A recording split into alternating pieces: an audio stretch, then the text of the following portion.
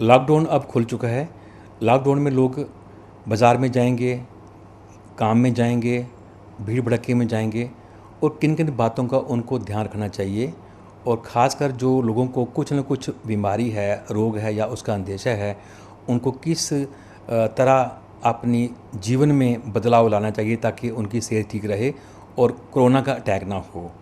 इस विषय पे बातचीत करने के लिए हम आज बैठे हैं पीजीआई में। कार्डियोलॉजी के हेड डॉक्टर प्रोफेसर यशपाल जी। प्रोफेसर यशपाल जी ने काफ़ी काम किया है पहले, और लोगों को काफ़ी सारी जो रिसर्च इनकी जो है लोगों के काम आई है। और ख़ासकर आज हम ये पूछेंगे कि ख़ासकर जो हार्ट के पेशेंट्स हैं, जिनकी सर्जरी हुई है या जिनको स्टंट पड़े हैं, या जिनको कोई हार्ट की कोई बीमारी है, दवाई ले रहे हैं, तो उनको किन किन बातों का ध्यान रखना चाहिए ताकि उनको किसी भी किस्म का कोरोना का अटैक ना हो। देखिए, लॉकडाउन में तो बहुत ये था कि सारे घरों में थे, कोई बाहर नहीं जा रहा था, तो उसमें काफ़ी ये डिज़ीज़ स्प्रेड नहीं हुई। अच्छा, उसमें ये सबसे ज़्यादा लॉकडाउन का फ़ायदा हुआ, जैसे कि हम डॉक्टर थे, हमारे इमरजेंसी में पेशेंट एडमिट थे, हम उनको देखते थे, हम तो रोज़ आते रहे। पर उसमें हमें ये टाइम मिला कि हमने लिटरेचर भी बड़ा पढ़ा, सेमिनार किए, फिर सारा इसके बारे में जाना, क्योंकि ये बहुत इसके बचाव के बड़े डिफरेंट से वो था। तो हमने इसको फेजेस में आगे इसमें काम किया। तो कई जगह पे हमने जैसे फ़ोन पे भी डॉक्टरों से डिस्कस किया, अमेरिका, कनाडा से, दूसरों से। तो इसमें ये था कि जैसे अब लॉकडाउन खुला है, लॉक उस वक्त तो सभी ने प्रिकॉशन ली, चाहे वो सैनिटाइजेशन की थी, हैंड वॉशिंग की थी, बाकी थी, अपनी डाइट की थी, दूसरी थी। बट लॉकडाउन खुलने के बाद एकदम एक्टिविटी बढ़ गई। एक्टिविटी बढ़ने से हमें ये याद रखना चाहिए कि ये लॉकडाउन से भी ज़्यादा इम्पॉर्टेंट टाइम है, क्योंकि लॉकडाउन में तो सारे घरों में थे।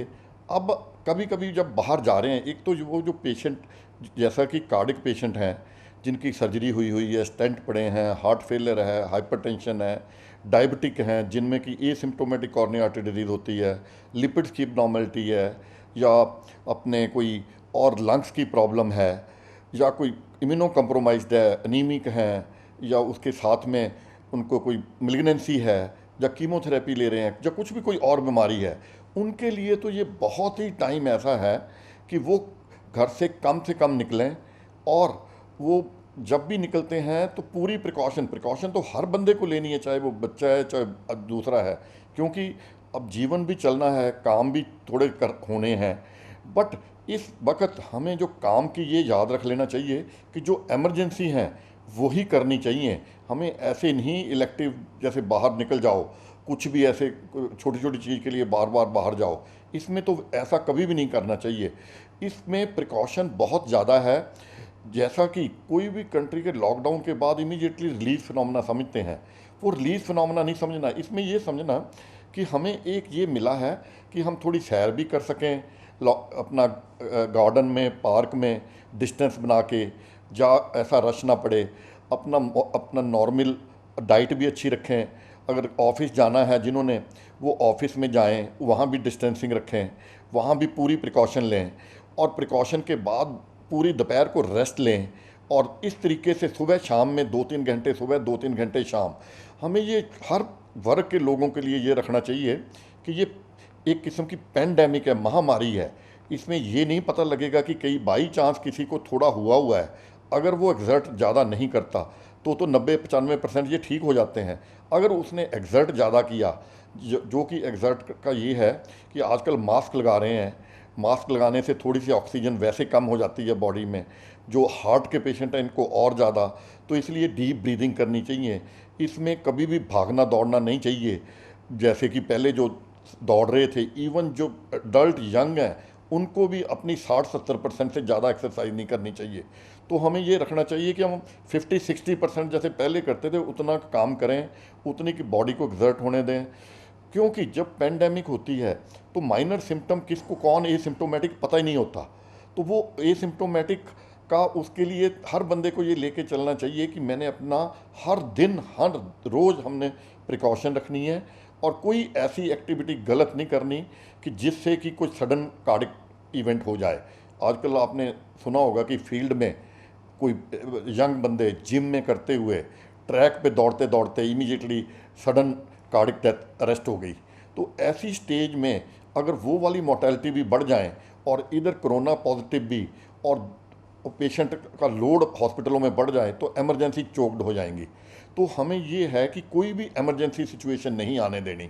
तो पब्लिक का तभी इमरजेंसी सिचुएशन नहीं आएंगे तो अपना वो बिल्कुल लाइफस्टाइल अगर वो पहले पूरी प्रिकॉशन लेते हैं तो इस वक्त 100% लेते तो इस वक्त 200% प्रिकॉशन लेनी है और एक्टिविटी का भी पूरा ख्याल रखना है। हमें ये याद रखना चाहिए कि इस स्टेज में किस स्टेज में पेशेंट एकदम हॉस्पिटलों में ज़्यादा आ जाएं ये पता नहीं। कोई भी इलेक्टिव सर्जरी के लिए या वैसे के लिए जस्ट ओपीडी के लिए नहीं जाना चाहिए हॉस्पिटलों में। कोई घर के पास कोई डिस्पेंसरी या समथिंग है जहाँ पे डिस्टेंसिंग मेंटेन हो सकती है वहाँ कर लेना चाहिए। क्योंकि अभी जो चाइना और यूएस में हॉस्पिटलों से एक हब बन गया और हॉस्पिटलों से इन्फेक्शन का पता नहीं है कि डिफरेंट स्टेट्स के आएँ, वो डिफरेंट स्टेट्स में अगर जाएं तो कहाँ कहाँ स्प्रेड हो जाएगी ये पता ही नहीं लगेगा। अभी तक तो ये है कि एकदम पेशेंट का इमरजेंसी का टेस्ट हो रहा है, उसको टेस्ट करने के बाद उसको बेस्ट ट्रीटमेंट मिल रही है और जो पॉजिटिव हैं वो सेपरेट हॉस्पिटल में रह रहे हैं, उनको हम बड़ी अच्छी ट्रीटमेंट दे पा रहे हैं कि सारा कार्डिक प्रोटेक्शन कैसे देनी है, हार्ट वाले पेशेंटों को कैसे ट्रीट करना है। तो ये है कि एमरजेंसी को इस वक्त हमें प्रेफरेंस देना चाहिए। जैसे कि हॉस्पिटलों में इमरजेंसी है इसी तरीके से हर प्रोफेशन में यही आ जाएगा, चाहे वो ब्यूरोक्रेसी है, चाहे वो लीगल ल्यूमिनरी है, चाहे वो बिजनेसमैन है, चाहे वो स्टूडेंट हैं, कि क्या क्या चीज़ इस वक्त हमें ज़रूरी करनी है वो करें ताकि बॉडी एग्जर्ट भी ना हो और सिस्टम पे लोड भी ना पड़े। डॉक्टर साहब ये तो बात हुई ना जो लोगों ने परहेज़ करना है, क्योंकि इन दिनों जब उनकी एक्टिविटी कम होगी तो उनकी खुराक तो वही रहेगी, तो खुराक का भी थोड़ा सा फ़र्क पड़ेगा कि कौन सी खुराक कैसी खुराक लें, कितनी मात्रा में लें।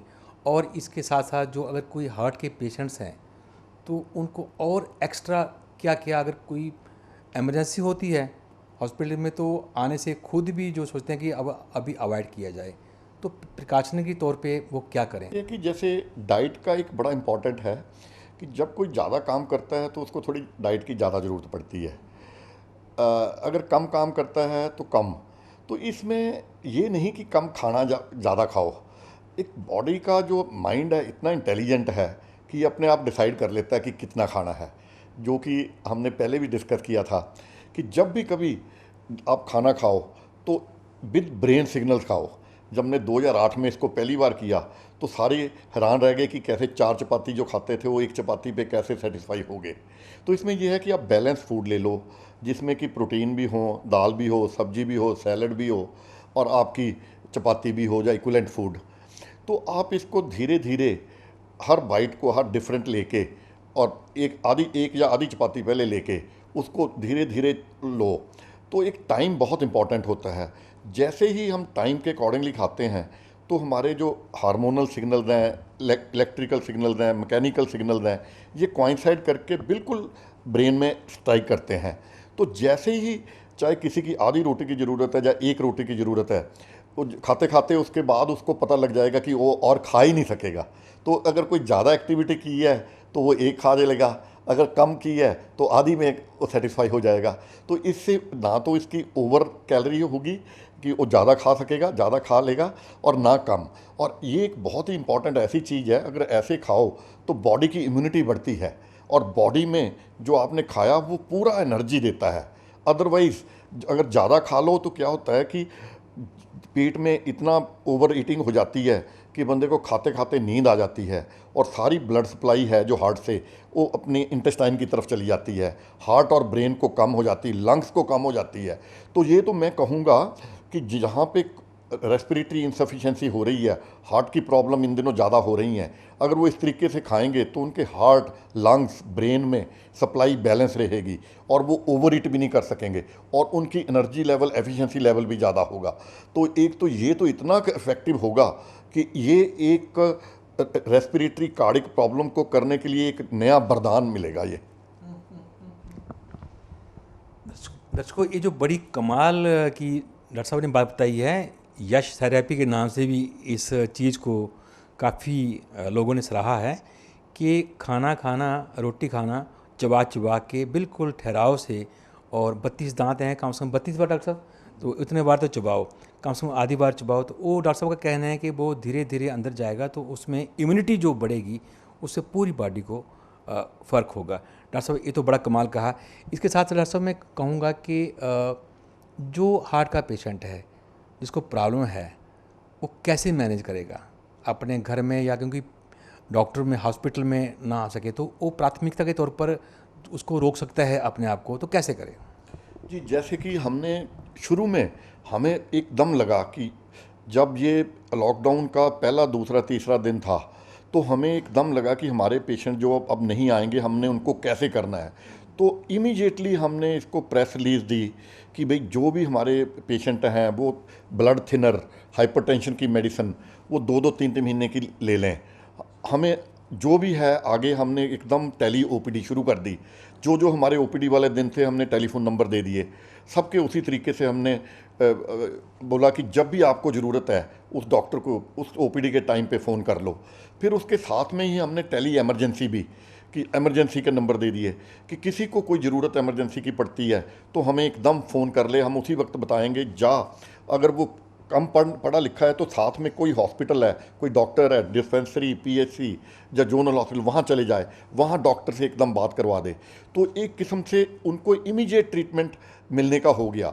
अच्छा, मैंने इसका देखा, अब हम जैसे ही हमने कुछ वेबिनार किए, कुछ जैसे कभी दिल्ली में आजकल कोई किसी ने कंसल्टेशन लेनी है, अहमदाबाद, बॉम्बे, तो एकदम वो बात करके हम डॉक्टर को भी सलाह दे देते हैं कि ऐसे करो, और जो पेशेंट हैं वो भी एकदम अपना ईसीजी भेज देते हैं, सारी हमारे को अपनी कॉपी भेज देते हैं, और हम उनको उसी पे सारा रिस्पांस दे देते हैं, बता भी देते हैं। तो पेशेंट इतने खुश हैं, उनका सेटिस्फेक्शन स्कोर इतना है कि जी एक को करने के लिए हमें हज़ार किलोमीटर, 500-500 किलोमीटर आना पड़ता था, 4-4 दिन लगते थे। वो घर बैठे 2-3 घंटों में ओपीडी के कंसल्टेशन और एमरजेंसी की इमीडिएटली वो ले लेते हैं टेलीफोन करके। क्योंकि इससे फिर बड़ा फ़ायदा हुआ कि जो पेशेंट सिंपल फॉलोअप दवाई रिपीट कराना आते थे या फिर रीइंबर्समेंट कराना आते थे, तो हमने उनको रीइंबर्समेंट वालों को भी बोला कि आप अपने सारे बिलों की एक फ़ोटोकॉपी करा के अपने पास रख लो, और उन बिलों को साथ में एक रजिस्टर्ड पोस्ट में विद सेल्फ एनवलप वो डाल दो, उस पर अपना एड्रेस लिख दो और हमें डिपार्टमेंट में भेज दो, हम उसका सारा काम करा के दोबारा उसको भेज देंगे। तो वो हफ्ते के बाद उनको मिल रहे हैं। तो इससे इतना हो गया कि कई तो बिल करवाने आते थे, उनका मेरा ख्याल टैक्सी में आना, 2-3 बंदों ने साथ में आना, 4-5 हज़ार रुपया यही खर्च हो जाता था। तो दवाई से ज़्यादा तो वो एक किस्म का अननेसेसरी वेस्ट हो जाती थी। तो वो ये बचना शुरू हुआ, उनको एमरजेंसी मिलना शुरू हो गई। कभी ये हॉस्पिटल में है तो हमें मॉनिटर का पूरा दे देते हैं, वो पूरा डॉक्टर डिस्कस कर लेता है, हम उनको पूरी जो जहाँ पे मेडिसिन है वो वहाँ बता देते हैं। इनफैक्ट ये बड़ा था कि जैसे वेबिनार हुए, वेबिनार में हमने पीजीआई में एक 2005-6 ऑनवर्ड्स, बेसिकली तो कोविड-1 एरा भी हुआ, मर्स भी आया, H1N1 भी आया, HIV भी आया, और साथ में ये कोविड-2 आया। तो हमने ये देखा था कि जब भी इन्फेक्शन होती है, जब हार्ट अटैक होते हैं, तो इनमें क्या होता है कि थोड़ा सा वायरल की हिस्ट्री होती है, कि महीना पहले थोड़ा सा वायरल सा हुआ होता है, उसके बाद में पेशेंट को माइल्ड सी सेप्सिस रहती है, सेप्सिस के बाद हार्ट अटैक प्रेसिपिटेट होते हैं। जब इनका टेस्ट करते थे इनको TLC काउंट बड़े रहते थे, किसी के 10-11 हज़ार होने, 12 हज़ार होने, 15 हज़ार होने। तो ये ऐसा था कि ये 4,000 से 11,000, तो हम कहते थे हो सकता है किसी के 5-6 हज़ार हैं, अब इसके 12 हुए, तो इसको इन्फेक्शन भी है साथ में। तो वो हमने सभी को करना, जब भी कोई हार्ट अटैक का पेशेंट आया, पहले तो हम प्राइमरी PCI करते थे। तो हमने एक स्टडी की कि प्राइमरी PCI में या पहले हम दवाई दे के उसको सारा ठीक करके, तो हमें 2.6% रेस्क्यू की आई और 5-6% प्राइमरी PCI की मोर्टेलिटी आई। तो कार्डियोजेनिक शॉक में भी हमने बड़ी स्टडी की, उनमें भी सेप्सिस बड़ा कंट्रीब्यूटिंग होती थी, प्लस कोमॉर्बिड डिजीज़। तो हमने देखा कि ये जो साथ में डिजीज़ हैं ये हार्ट को ज़्यादा तंग करती हैं। अगर हार्ट को इन डिजीज़ के साथ इन्फेक्शन कंट्रोल कर लो, शुगर कंट्रोल कर लो, रिनल फेलर कंट्रोल कर लो, निमोनिया है उसको ट्रीट कर लो, फिर उसका बाद में एंजियोग्राफी करो, तो ये सारे पेशेंट काफ़ी के काफ़ी बचना शुरू हो गए, कार्डियोनिक शॉक के भी। फिर हमने इसका शॉक का इतना डाटा हो गया, मैंने तो 2007 ऑनवर्ड्स तकरीबन जितनी भी रिसर्च दी कार्डियोनिक शॉक पे दी। फिर हमारी ACS रजिस्ट्री हो गई, तो हमने इसको सारे जापान में, USA में, TCT में, अपना सिंगापुर में, नेशनल कॉन्फ्रेंसेस में, CSI ICC में, अपनी PGI एल्यूमिनाई में, कई कॉन्फ्रेंसों में बोला। अब जब वेबिनार शुरू हुए तो हमने पहले ही कहा कि भाई ये ऐसे मत करो, कोविड वाले पॉजिटिव पेशेंट को एकदम वो मत लेके जाओ कैथ लैब में, क्यों? बिकॉज वहाँ पे क्या था कि एकदम लेके जाएंगे वहाँ मोर्टेलिटी 80% हो जाएगी, जो एक मोर्टेलिटी के साथ हेल्थ केयर वर्कर भी, और जो टोटल आगे 1000 पीपल इन्फेक्ट हो जाते हैं। तो चाइना में वुहान में और US में न्यूयॉर्क ये एपी सेंटर बन गए सारे, मतलब कि न्यूयॉर्क के, और उधर वुहान चाइना का एपी सेंटर बन गया। तो जैसे हमने पहले वेबिनार किए तो शुरू में तो वेबिनार में उन्होंने कहा नहीं जी उसका तो एकदम चाहिए। मैं कहा नहीं, आप ये देखो, जब तक आप सेप्सिस प्लस कोमॉर्बिड डिजीज ठीक करोगे और 95 to 99% सेटल हो जाते हैं, तो उनको बाद में करोगे तो उनकी आउटकम भी अच्छी है और इन्फेक्शन स्प्रेड भी नहीं होगी। अच्छा, फिर जैसे जैसे हमने सीरियल वेबिनार किए, अब वो सारे मान गए कि now we are following it, कि पहले हम थ्रोम्बोलाइज कर रहे हैं, फिर 2B 3A दे रहे हैं, फिर उनको सारी कोमॉर्बिड डिजीज करके, और उनके हॉस्पिटल में 1000 से अभी उनकी जो मोर्टेलिटी है कुछ 10-20 में आ गई है। इनफैक्ट हम जैसे बॉम्बे में फ़ोन कर रहे हैं, सैन हॉस्पिटल में, अहमदाबाद में, दिल्ली में, हमारा ये है कि सारी की सारी जगह स्प्रेड हो। कईयों ने वेबिनार देखे होते हैं, कई सुनते भी हैं। तो हमारी ये स्ट्रेटजी हमने गवर्नर साहब अपने हिज एक्सेलेंसी चंडीगढ़ साहब को, उनको भी दिया था कि हमने ऐसे ऐसे अपने कोरोना के हार्ट पेशेंट से उनको कैसे बचाया, प्लस ये स्ट्रेटजी और भी हम प्रिवेंटिव स्ट्रेटजी आगे बना रहे हैं फेजेज़ में, ताकि जो कंटेनमेंट जोन है, हॉटस्पॉट हैं, वहाँ पे हम कार्डिक पेशेंट्स को इमीडिएट एड्रेस कर लें, उनको प्रिवेंटिव भी दे दें, और जो होता है उसको हम बेस्ट ट्रीटमेंट करके नेगेटिव भी कर दें और उसकी हार्ट की भी प्रॉब्लम को सेटल कर दें, ताकि ये जो मोर्टेलिटी है जो नॉर्मल हार्ट पेशेंट की होती है जैसे पहले, उसके बराबर ले आएँ। और अगर हम उसको बराबर ले आते हैं, जैसे कि पहले शुरू में देखा कि सारे कंट्रीज़ में कितनी मोर्टेलिटी हो गई, अब डेवलप्ड कंट्री में ये बहुत बड़ी जल्दी फैली, बिकॉज उनका एक मीडिया प्लस वो इंटेलिजेंस लोगों की बहुत ज़्यादा है। वो 24 घंटे में इतना घुमा देते हैं, एवरी 10 मिनट्स। तो जैसे ये वाली स्ट्रेटजी हमारे इंडिया में भी घूमेगी, तो इंडिया की जो ये मोर्टेलिटी है कार्डिक पेशेंट्स की या दूसरे पेशेंटों की, ये इमीडिएटली ड्रास्टिक रिडक्शन हो जाएगा। अगर हम इसकी मोर्टेलिटी में रिडक्शन कर गए और कंटेगियस स्प्रेड को प्रिवेंट कर गए, और जैसे कि टेस्ट ज़्यादा किए, आइसोलेट ट्रैक कर गए, तो हम आगे 2 महीनों में बिना मोर्टेलिटी ज़्यादा किए हुए इसको, कोरोना को, वार को विन कर सकते हैं। सब आपका बहुत बहुत शुक्रिया, धन्यवाद सर।